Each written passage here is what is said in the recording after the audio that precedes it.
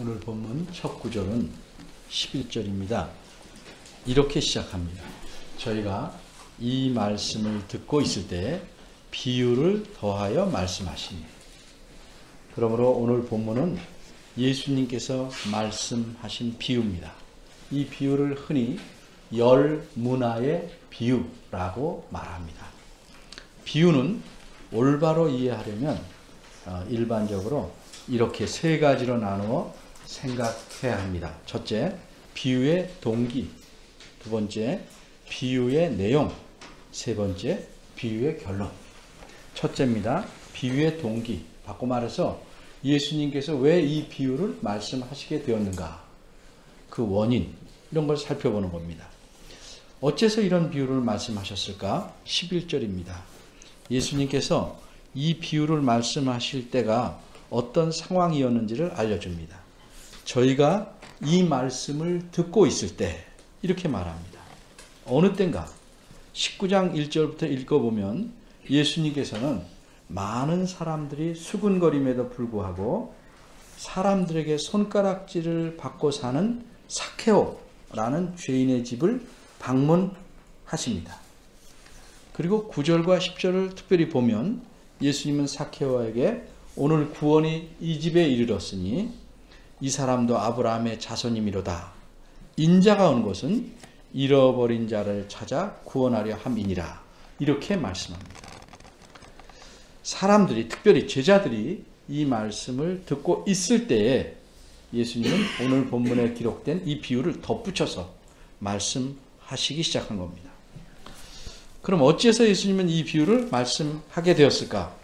그 11절 중간에 보면 그 이유를 설명합니다. 이는 자기가 예루살렘에 가까이 오셨고 저희는 하나님의 나라가 당장에 나타날 줄로 생각함이러라. 이 말씀이 무슨 뜻입니까? 설명하면 이렇습니다. 예수님께서 이 말씀을 하시던 곳은 19장 1절에 보면 여리고라는 곳입니다. 여리고에서 부지런히 하룻길을 올라가면 그 나라의 수도인 예루살렘에 이르게 됩니다. 사람들은 예수님께서 예루살렘에 올라가시면 그 당시 유대 나라를 지배하고 있던 로마 나라를 몰아내고 하나님 나라를 세우고 왕이 되실 것이다. 이렇게 생각하고 기대에 부풀어 올랐습니다. 그런데 예수님은 자신이 예루살렘에 올라가면 어떻게 될지를 잘 알고 계셨습니다. 왕이 되기는커녕 오히려 모욕을 당하고 고난을 당하고 그 결과로 죽으시고 십자가에 달려 죽으시고 사흘 만에 부활하시고 그 다음에는 이 땅에서 좀 계시다가 승천하실 것이라는 사실을 알고 계셨습니다. 바꿔 말해서 하나님의 나라가 즉시 이루어질 것이다 하는 사람들의 기대가 이루어지지 않을 것임을 예수님은 잘 알고 계셨던 겁니다. 실제로 일어날 일과 사람들이 갖고 있는 기대 사이에 생기는 간격, 이 괴리, 이것을 예수님께서는 고쳐주셔야 할 필요를 느끼셨던 것입니다. 비유가 시작되는 12절은 우리말에는 생략이 되었지만 원어에 따르면 그러므로 이렇게 시작합니다. 그러므로 무슨 뜻입니까? 사람들이 하나님 나라에 대해서 잘못 생각하고 기대하고 있으므로 그런 뜻입니다. 그래서 예수님께서는 이런 잘못된 생각을 고치시고 하나님 나라가 언제 이루어지는지를 올바로 설명하시려고 이 비유를 말씀하시기 시작한 겁니다. 두 번째입니다. 비유의 내용. 12절부터 비유의 내용을 말씀합니다. 하나님 나라가 세워지는 것은 당장이 아니고 먼 훗날입니다. 그래서 예수님은 이 사실을 가리켜 마치 먼 나라의 어떤 귀족이 왕위를 받으러 갔다 와야 하는 것처럼 시간이 걸리는 것으로 묘사합니다. 그동안에 그의 종들은 각각 주인이 준 한 문화, 돈입니다. 문화를 가지고 장사를 합니다. 그런데 이 비유는 그 당시 사람들이 기억하고 있던 역사적인 사건에 비추어서 말씀한 것입니다. 그 당시 유대 사람들이 기억하고 있는 역사에는 이런 일이 있었습니다. 다시 말하면 예수님이 태어나실 즈음에 생겼던 일인데 너무도 끔찍한 일입니다. 마치 우리가 5.18을 기억하듯 그런 끔찍한 일이 있었습니다. 그래서 너무 끔찍하니까 그 당시 유대 사람들이 기억에서 지어낼 수 없을 만큼 생생하게 기억하고 있었을 것이다. 이렇게 성경학자들은 생각합니다. 그 기억하는 내용은 이렇습니다. 예수님이 태어나자 그를 죽이려고 했던 헤롯 대왕은 그가 죽고 유언을 통해서 아들 중에 아켈라오스, 우리말 성경에는 아켈라오로 되어 있습니다. 아켈라오스라는 왕자에게 왕위를 물려줍니다. 그런데 그 당시는 로마라는 나라의 식민지였기 때문에 왕자가 왕위를 계승하려면 예루살렘에서 저 멀리 로마까지, 로마 황제가 있는 로마까지 가서 왕위를 받아와야 했습니다. 마치 옛날에 조선시대에 왕이 되려면 명나라, 중국에 가서 왕 그 인정을 받아오듯이, 이 당시에는 직접 가야 합니다. 왕자가. 그런데 백성들은 이 왕자가 왕이 되는 것을 심하게 반대하고 있었습니다. 그 이유는 이렇습니다. 주전 4년 6월절 때 성전 뜰에서 약간의 소요가 있었는데 이때 헤롯 왕의 아들인 이 왕자가 그 소요를 진압하려고 너무 심한 짓을 했습니다. 약 3,000명의 유대인들을 죽였습니다. 마구잡이로 죽였습니다. 이 일로 6월절 행사는 이스라엘에서 가장 이스라엘 백성이 중하게 여기는 행사인데 모두 취소된 그런 비극이 있었습니다. 그래서 이 왕자가 로마의 황제인 그 당시에 아우구스투스에게 왕위를 받으려고 로마에 갔을 때 유대 사람들이 사람을 보내서 그가 왕으로서 적당하지 못합니다를 호소한 사건이 벌어집니다. 지금 예수님께서 예루살렘에 올라가시는 때는 6월절입니다. 그러니까 많은 사람들이 전국 각지에 몰려서 지금 예루살렘을 향해 올라가건 이때 예수님은 30년 전쯤에 6월절에 있었던 그 비극적인 사건을 이 비유의 틀로 사용하셔서 말씀하고 있는 것입니다. 비유의 내용은 이렇습니다. 어떤 귀족이 왕위를 받아오려고 먼 나라에 갈 때 자기 종 열을 불러서 10문화를 줍니다. 한 사람 앞에 한 문화씩 줍니다. 똑같이 줍니다. 돌아올 때까지 그 돈을 잘 활용하라 이렇게 명령하고 떠났습니다. 그 뒤에 이 귀족은 왕이 돼서 돌아옵니다. 어떻게 장사한 것을 알고자 합니다. 첫사람이 나와서 한 문화로 10문화를 남겼다고 말합니다. 이 왕은 그를 칭찬하고 10고을을 다스리게 합니다. 두 번째 사람은 5문화를 만들었다고 합니다. 역시 그도 칭찬하고 5마을을 다스리게 합니다. 그런데 세 번째 사람은 한 문화가 여기 있습니다. 한 문화 그대로 수건으로 쌓아두었던 한 문화를 왕에게 돌려드립니다. 근데 오늘 본문에서 이 세 사람에 나타난 종들 중에서 가장 많은 부분을 사용하고 있는 것은 세 번째 종에 대해서.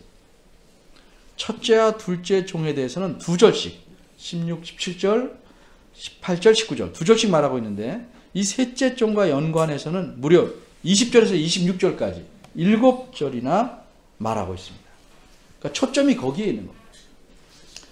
13절을 보면 종은 10명입니다. 그런데 왕이 와서 부른 종은 3사람 뿐입니다. 이거는 나머지는 부르지 않았다는 것이 아니고 10명의 종들을 3명으로 압축시켜서 3종류로 나누어 설명한 것입니다. 그런데 이 3명의 행한 일을 보면 다시 둘로 나눠볼 수 있습니다. 둘로. 열심히 자기에게 주어진 돈을 환용한 부류, 첫째와 둘째죠. 그리고 전혀 활용하지 않은 부류, 셋째입니다. 이렇게 두 부류가 생기기 때문에 세 사람의 예만 가지고 충분히 10명의 상황을 말할 수 있어서 세 사람만 여기서는 말하고 있는 것입니다. 그러면 한 문화를 그냥 돌려드린 이 종은 어떤 생각에서 이런 일을 했을까? 21절부터 생각해 봅니다. 사실 문화라는 것은 그렇게 많은 돈은 아닙니다. 이것은 그 당시에 약 3달, 정확하게 말하면 100일 정도 벌어야 하는 품삯이라고 생각합니다. 그러니까 우리 식으로 말하자면 일꾼의 하루 품삯이 약 7만 원, 기술자 아닌 보통 일꾼 7만 원 정도라고 본다면 100일 일한 품삯이니까 약 700만 원 정도 되는 품삯입니다. 이것은 장사 미천으로 쓰기에는 그리 많지 않은 돈입니다. 그리고 그 당시 경제 여건을 볼 때 한 문화로 10문화를 10배나 벌 수 있는 경우는 힘들다고 합니다. 5배도 힘들다고 합니다. 그러니까 이 귀인이 이렇게 한 문화씩 준 이유는 떼돈을 벌어내라 해서 준 것이 아니고 그 돈을 얼마나 잘 활용하는가를 알아보기 위한 테스트였던 겁니다. 그 결과 첫째와 둘째 사람은 맡긴 돈을 잘 활용했기 때문에 10개의 마을이나 5고을을 다스릴 수 있는 일을 또 줍니다.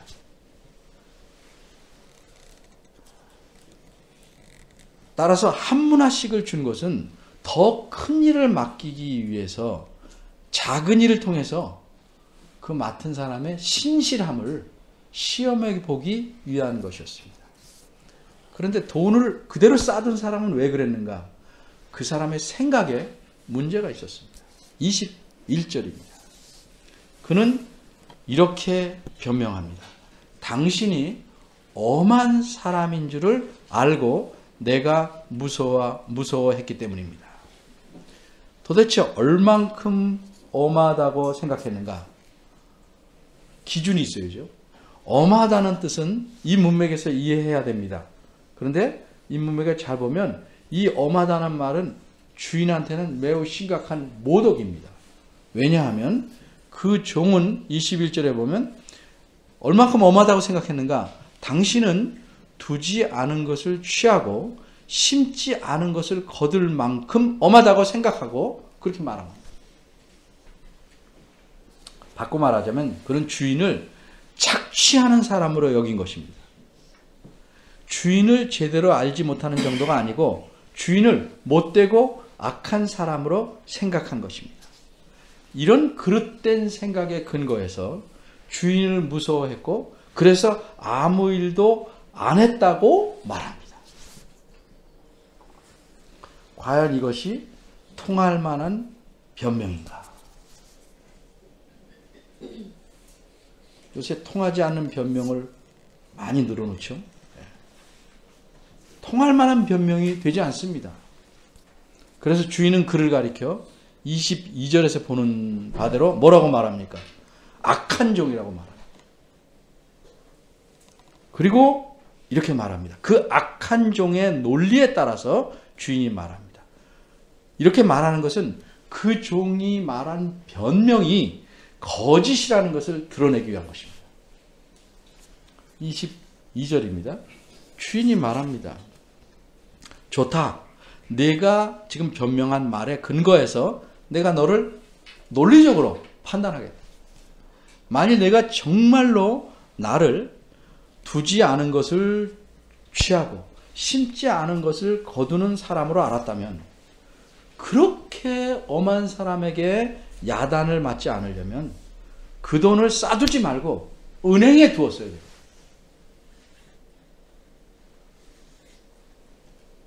그러면 내가 와서 이자까지 찾았으리라. 은행에서 둬서 이자라도 찾게 해줘야 말이 성립이 되는 거죠. 이것이 주인의 논리입니다. 물론 이 당시 은행이 없었습니다. 은행이란 말은 이제 번역할 때 넣은 것인데 엄밀히 말하면 이 단어는 테이블입니다. 테이블. 왜냐하면 그 당시에는 은행은 없고 고리대금업자나 사채놀이 하는 사람들이 책상을 펴놓고 이렇게 상을 펴놓고 거기서 돈을 빌려줬습니다. 그런데 이 악한 종은 무섭다는 이유로 아무 일도 하지 않았습니다.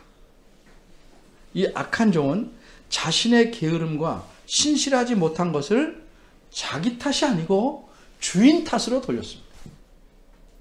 그러니까 악한 종입니다. 반면에 첫째 종과 둘째 종은 각각 주인의 한 문화로 10문화를 남겼습니다. 이렇게 말했고, 주인의 한 문화로 5문화를 만들었습니다. 이렇게 말했습니다.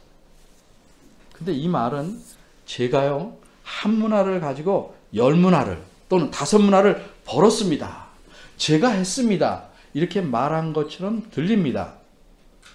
그런데 이 말의 원문을 보면 느낌이 좀 다릅니다.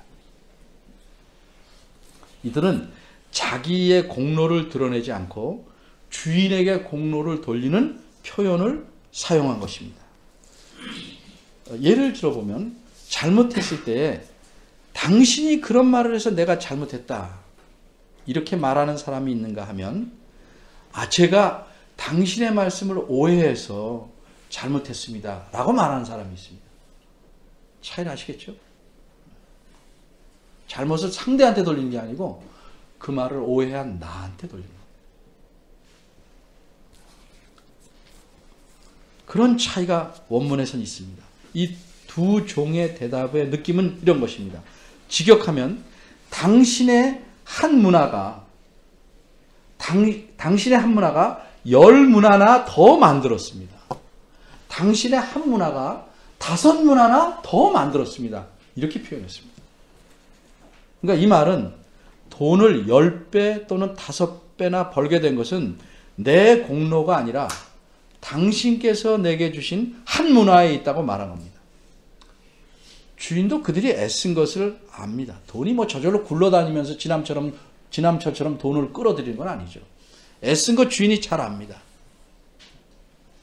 그런데 진심으로 주인에게 공을 돌리는 태도, 이른바 주인이 주신 종잣돈이 없었다면 자신들은 아무것도 할 수 없었다고 하는 그런 주인에게 감사하는, 그래서 주인에게 공로를 돌리는 표현을 한 것입니다.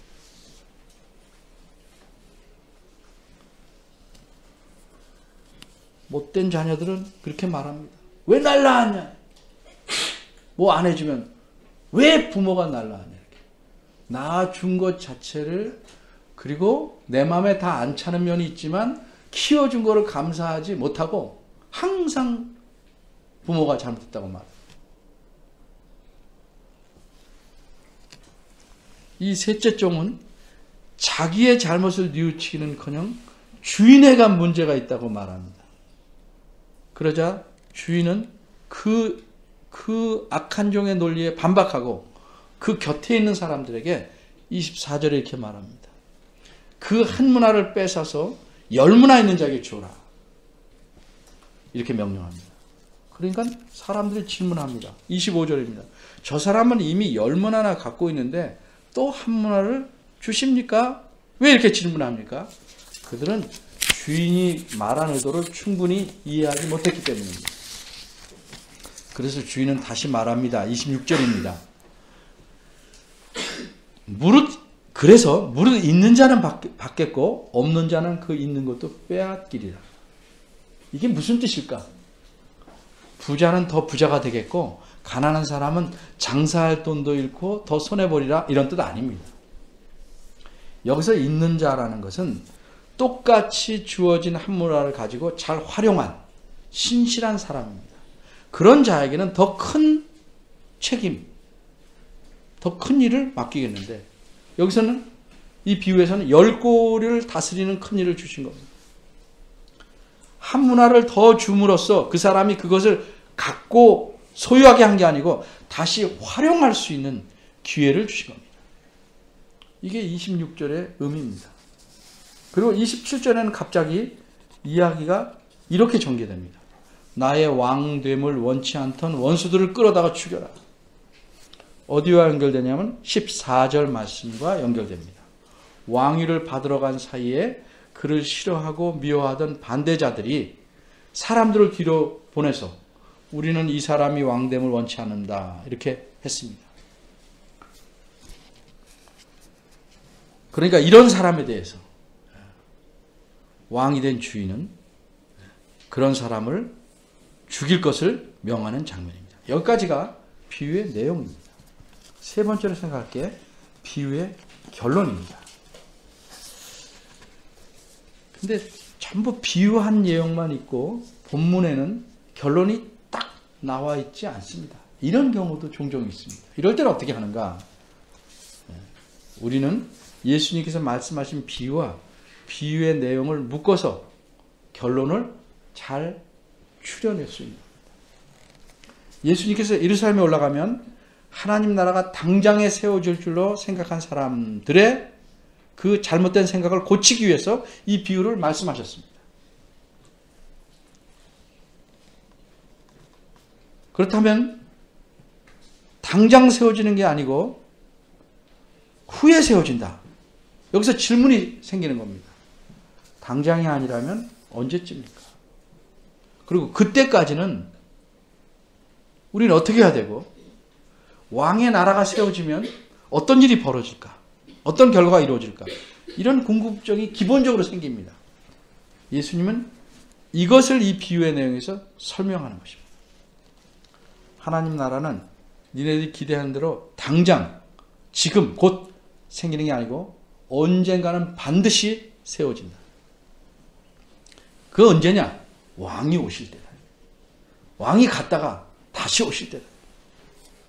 그럼 그때까지 사람들은 무엇을 하고 있어? 무엇을 하면서 살아야 되는가? 두 부류의 사람이 있을 수 있습니다. 하나님 나라를 반대하고 그분이 왕 되시는 걸 싫어하는 사람들의 무리가 있을 수 있습니다. 그 사람들은 여기 있는 대로 궁극적으로 멸망을 당하게 됩니다. 우선 예수님 당시에 예수님이 왕이심을 부인하고 믿지 않던 유대인들은 예수님이 이 땅에 오신 왕들을 부인하고 싫어했습니다. 죽이려고 했습니다. 심지어는 죽였습니다. 이 사람들 어떻게 되는가? 어떤 일이 이루어진다는 건 마지막에 가서 딱 이루어질 수 있지만 점점점 이루어져 갈 수 있습니다. 이 사람들은 1차적으로 이 말씀이 이 사람들에게 1차적으로 이루어졌습니다. 예수님이 돌아가신 뒤에 몇십 년 후에, 그러니까 주후 66년에서 70년까지 전쟁이 있었습니다. 유대 나라에. 로마 군대와 싸움이 이루어졌는데 이때 예루살렘도 망하고 수많은 유대인들이 멸망합니다. 이렇게 멸망당함으로써 예수님을 반대했던 사람들에 대해서 멸망을 1차적으로 이루신 겁니다. 또 다른 부류는 예수님을 따르는 그의 제자들인데 이들은 어떻게 살아야 되는가? 한마디로 자기에게 주어진 것. 근데 이 주어진 것이 다른 달란트 비유에서는 다르게 주어졌습니다. 여기서는 똑같이 주어졌습니다. 그게 큰 차이입니다. 똑같이 동등하게 주어진 것을 가지고 성실하게 활용하고 살아야 된다는 사실을 말씀한 것입니다. 셋째 종처럼 아무 일도 안 하고 살면 그는 악한 종이고 결국 벌을 받게 될 것입니다. 예를 하나 듭니다. 똑같은 게 뭐냐? 예를 들면 남을 도와야 한다. 이건 똑같이 해야 되는 착한 일입니다.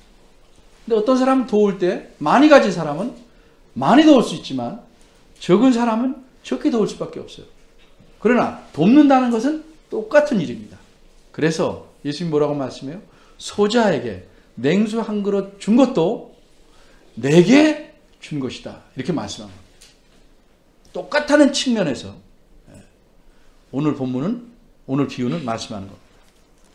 오늘 비유를 통해서 예수님이 가르쳐 주려는 하는 핵심은 이렇습니다. 예수님께서 다시 오셔서 이 세상에 하나님 나라를 완전히 이루실 때까지 예수님을 믿는 사람들은 자기에게 주어진 몫을 성실히 감당하고 살아야 한다는 사실입니다. 좀 어려운 말로 아주 신실한 청지기로 살아가야 한다는 겁니다. 그런데 주어진 일을 제대로 감당하지 못하게 되는 큰 이유는 무엇일까? 예수님에 대한 인식의 문제입니다. 예수님을 잘못 생각해서 제대로 할 일을 신실하게 못하고 살면 결국은 그 사람에게는 징계와 아픔이 있을 것이고 눈물 흘림이 있을 것이고 그를 반대하는 자들에게는 멸망이 있을 것임을 아주 분명하게 말씀합니다. 여기서 우리가 하나 더 생각할 것은 이게 누가복음에 왜 예수님께서 그 당시 유대인들에게 하신 말씀이 들어가 있는가? 누가복음을 읽는 사람들도 예수님이 돌아가신 지 몇십 년 후에 이 누가복음을 읽는 사람들도 예수님이 다시 오시기를 기다리고 살았습니다. 모든 그리스도인의 특징은 예수님이 다시 오실 것을 바라보고 사는 겁니다. 근데 우리는 요새 사는 우리들은 제가 보건대 그런 기대와 기다림이 상당히 희박해졌습니다. 힘들게 살며 더구나 박해를 받는 경우가 생기면 더욱 예수님의 재림을 기다리게 됩니다. 우리는 왜 기다리지에 대해서 말이 없을까? 살만하거든요. 아무 고난도 없고. 그러니까 예수님이 다시 오심에 대해서 머릿속에는 있지만 간절히 바람이나 그런 게 없습니다. 어쨌든 이렇게 기다리고 사는데 예수님이 얼른 자기네들 기대처럼 빨리 재림하시지 않습니다. 그러니까 초조함이 생기기도 하고 실망하기도 합니다. 베드로서 3장을 보면 그런 상황을 또 이야기합니다. 그래서 심지어 어떤 이들은 예수님께서 다시 오신다는 약속이 거짓이다 이렇게 말하고 가르치는 사람들 생겼습니다. 예수님 분명히 다시 오십니다. 그런데 그때는 언제인지는 모릅니다. 그래서 베드로는 베드로서 3장에서 이렇게 말합니다. 사랑하는 자들아, 주께는 하루가 1000년 같고 1000년이 하루 같은 이 한 가지를 잊지 말라. 주의 다시 오시다는 약속이 어떤 사람들이 더디다고 생각하는 것 같이 더딘 것이 아니라 그 이유는 오직 너희를 대하여 오래 참으사 아무도 멸망하지 않고 다 회개하기에 이르기를 원하시기 때문이다. 이렇게 말합니다. 그러나 주의 날은 도적같이 오리라. 이렇게 말씀했습니다. 이 기다리는 동안 우리는 어떻게 살아야 될까? 각자에게 맡긴 일을 성실히 하면서 살아야 됩니다. 특별히 대단한 일을 하라는 것 아닙니다. 하나님 앞에서 살되 하나님께서 원하시는 방법대로 신실하게 살아가는 겁니다.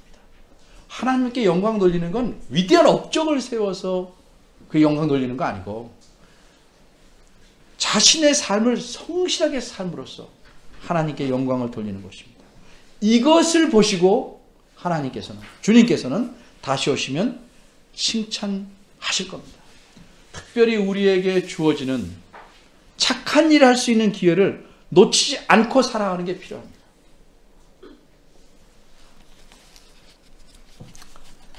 각자로 보면 죽을 때까지 10년이 될 수 있고 20년이 될 수도 있어요. 또 도적같이 올 수 있으니까 내일이 될 수도 있고 다 다를 수 있습니다. 그러나 어쨌든 간에 달란트표에서 말하는 것처럼 각자에게 주어진 재능과 역량이 다른다 할지라도 공통적으로 하나님께서 예수님께서 원하시는 그 일, 신실하게 살아내야 하는 일은 우리 모두가 힘써 행할 일입니다. 그저 이 세상이 허망하다 하고 막연히 아무 일도 안 하고 오기만을 기다리는 게 아니고 자신의 일에 긍지를 갖고 성실하게 일하면서 사는 것이 재림을 기다리는 예수님께서 이 땅에 다시 오실 것을 기다리는 사람들의 태도입니다. 그게 선한 청지기인 것입니다. 그런 청지기 같은 삶을 여러분들이 사시기를 바랍니다. 기도하겠습니다. 하나님, 저희가 헛된 꿈을 꾸고 헛된 기대를 갖고 살아가는지 모르겠습니다. 이 세상 속에서 살고 있기 때문에 다른 사람들이 갖는 꿈들을 우리도 갖고 이 세상에서 추구하는 것들을 제일로 여기고 살아가는 그런 물결 속에서 허덕일 때가 있습니다. 우리에게 주어진 기회, 주님이 기뻐하실 수 있는, 봉사할 수 있는, 착한 일을 행할 수 있는 수많은 기회를 놓쳐가면서 이 세상에서 추구하는 것들을 따라가려고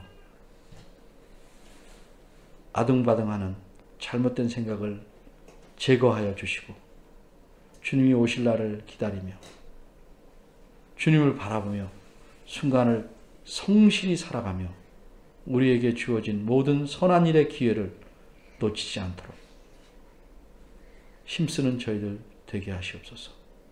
이 땅에 얼마나 할 일이 많습니까? 가난한 자들을 도울 수 있고 그들을 위해서 직접 물질로는 애쓸 수 없지만 말로 위로할 수 있고 주님께 기도할 수 있고 또 잘못된 생각을 하는 이들을 권면할 수도 있고 또 슬픈 자들에게 진심으로 위로할 수 있는 수많은 많은 선한 일들을 할 수 있음에도 불구하고 우리는 손에 쥔 것이 없다고 게을러지고 아무 일도 안 하려고 하는지 생각해 보게 하시옵소서. 그래서 우리가 이 땅에서 사는 동안 하나님의 귀한 자녀로서 하나님 나라의 귀한 일꾼으로 살아가도록 도와주시고 그렇게 움직이며 살 수 있도록 이끌어 주시기를 바랍니다. 예수님의 이름으로 기도합니다. 아멘.